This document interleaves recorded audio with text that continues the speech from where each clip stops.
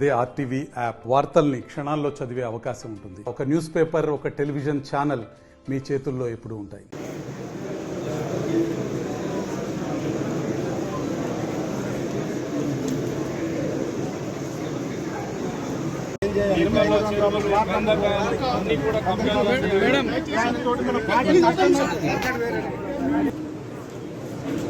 గౌరవ ఇందాకరెడ్డి ప్రజాబాబు గారు ఈ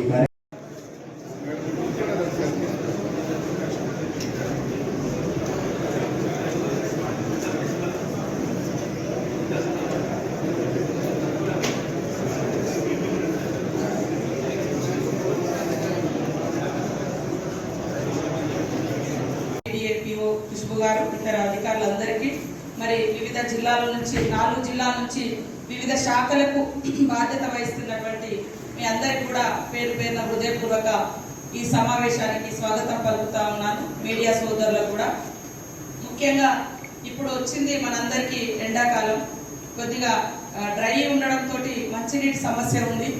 మరి ఒక దిక్కు గ్రామాలలో సర్పంచులు కూడా లేకపోవడంతో మీరే పైనుంచి కలెక్టర్స్, అదేవిధంగా మరి ఆర్డబ్ల్యూఎస్ కానీ, డిపిఓస్ కానీ, ఇతర మరి సిఓలు కానీ ఇట్లా ఎక్కడికక్కడ మానిటరింగ్ చేయాల్సిన బాధ్యత కూడా ఉంది.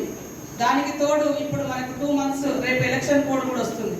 2 months వరకు దాదాపు 2 months కావచ్చు, 3 months కావచ్చు, 7 phases ఎలక్షన్స్ జరగబోతున్నాయి. కాబట్టి మనమంటూ ఒక ప్రణాళికాబద్ధంగా పనిచేసుకుంటే మీరే మరి ప్రజాప్రతినిధులుగా బాధ్యత, అదేవిధంగా అధికారుల బాధ్యత, గ్రామ స్థాయి సర్పంచ్ నుంచి జిల్లా పరిషత్ వరకు కూడా మేజర్గా మీ చేతిలోనే ఈ వెనుకబడ్డ జిల్లా యొక్క ప్రజల అవస్థలు తీర్చే బాధ్యత మీ మీద ఉంది. కాబట్టి మీరందరూ తప్పకుండా మేము అనుకుంటున్నట్టుగా ప్రజల అవసరాలు తీర్చే విధంగా, ప్రజలను అభివృద్ధి పదంలోకి తీసుకెళ్లే విధంగా కృషి చేస్తారని నేను మనస్ఫూర్తిగా కోరుకుంటా ఉన్నాను.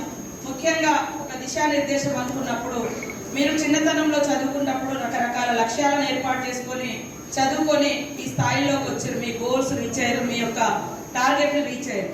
కానీ ఉద్యోగాలకు వచ్చిన తర్వాత రకరకాల ఇబ్బందులు ఉండొచ్చు, రకరకాల అసహనానికి గురి కావచ్చు, లేదా హ్యూమిలేషన్ గురి కావచ్చు, లేదా ఒక నిరాశకు కూడా గురే ఉంటారు. ఆ టైంలో మనం ఎంచుకొని ఎంతైతే ఉత్సాహంగా పనిచేద్దామని వస్తామో మరి దానికి తగ్గట్టుగా పనితనం ఉండకపోవచ్చు. కానీ ఈ జిల్లా ఇన్ఛార్జ్ మినిస్టర్గా, మీ సోదరిగా నేను తప్పకుండా ఒక సలహా మాత్రం ఇవ్వగలుగుతా. ఖచ్చితంగా మీకు పూర్తి స్థాయిలో ఈ వెనుకబడ్డ ప్రాంతాలకు ప్రజల అవసరాలను గుర్తించి పనిచేసేటువంటి అధికారం, స్వేచ్ఛ మీకుంది. కాబట్టి మీరు ఒక మరి సర్కిల్ ఏర్పాటు చేసుకొని, మీరు ఆ సర్కిల్ గీసుకొని మీ మండల స్థాయి అధికారులు, జిల్లా స్థాయి అధికారులు, నియోజకవర్గ స్థాయి అధికారులు ఎవ్రీ వీక్లీ ఒకసారి కూర్చొని మరి వాళ్ళ సలహాలు, సజెషన్స్ తీసుకొని అక్కడ ఉన్నటువంటి మేజర్ సమస్యలను కూడా మీరు పరిష్కరించుకునే విధంగా ఒక డెవలప్మెంట్ యాక్టివిటీస్ కూడా మీరు ఏర్పాటు చేసుకోవచ్చు.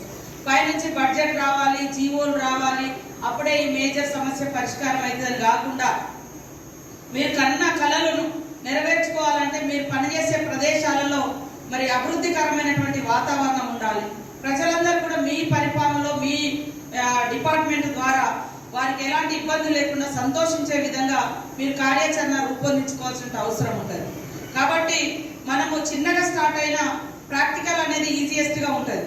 కాబట్టి మనం అందరం కింది వాళ్ళను కూడా ప్రోత్సహిస్తే వాళ్ళు ప్రాక్టికల్గా కింది అంటే క్షేత్రస్థాయిలో ఉంటారు.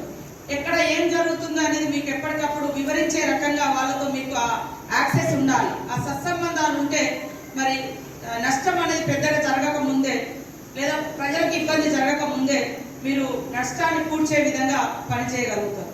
కాబట్టి నేనేమంటున్నానంటే ఇది వెనుకబడ్డ జిల్లాలో టూరిజం కానీ, లేదా ప్రజలకు ఉపాధి కల్పించడం కానీ, లేక ఇక్కడ వివిధ శాఖలకు సంబంధించినటువంటి అధికారులు ఉన్నారు, వాళ్ళ స్థాయిలో వాళ్ళు ఒక టార్గెట్ పెట్టుకోండి.